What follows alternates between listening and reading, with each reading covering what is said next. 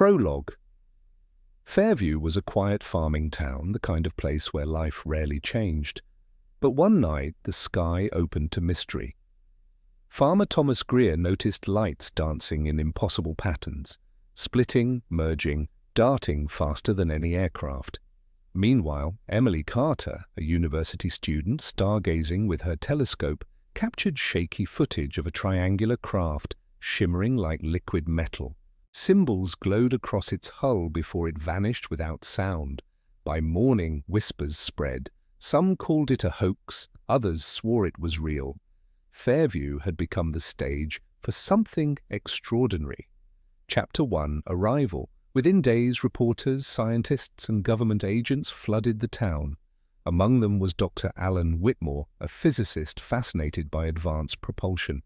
The data stunned him. Radar signatures appeared and disappeared, and the craft's movements defied all known physics.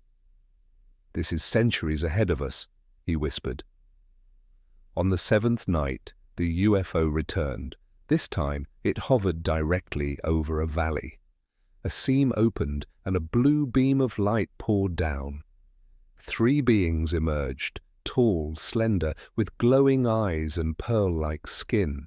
They spoke without words, projecting visions into every mind, galaxies, civilizations, and humanity's fragile future. Chapter 2. Contact. The aliens pointed to Alan. He was lifted into the ship by the beam. Inside, walls shimmered like flowing crystal. He breathed an unknown atmosphere that invigorated him. Their thoughts filled his mind. "You are at a threshold. Your species plays with fire. We are witnesses, not conquerors." Visions of Earth flashed: pollution, war, nuclear fire, but also laughter, healing, and hope. Then they gave him a gift, a glowing orb, pulsing like a heartbeat. Knowledge, but without wisdom, knowledge destroys. Choose carefully. Moments later, Alan stood back on the hillside, clutching the orb. Chapter 3. The gift. The orb resisted study. Yet in its presence, strange things happened. Soldiers lowered weapons, rivals embraced cooperation, anger dissolved into empathy. Fairview became the center of the world's attention, but not everyone trusted the gift. Some called it alien control, a trick to weaken humanity. Nations argued, protests erupted, wars nearly sparked over who would own it. Alan, Emily, and Thomas tried to spread the aliens' message. The choice was not about possession, but unity. Yet chaos drowned their voices. One night, Alan whispered to the orb, "If only we were wise enough." A beam of light shot skyward, summoning the triangular craft once more. Chapter 4. Revelation. This time, the whole world saw. Ships appeared above cities worldwide, silent but undeniable. Wars stopped mid-battle as soldiers dropped their arms to stare upward.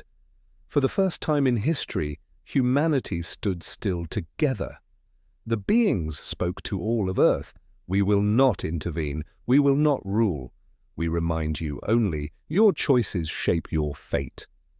And then, just as before, they vanished.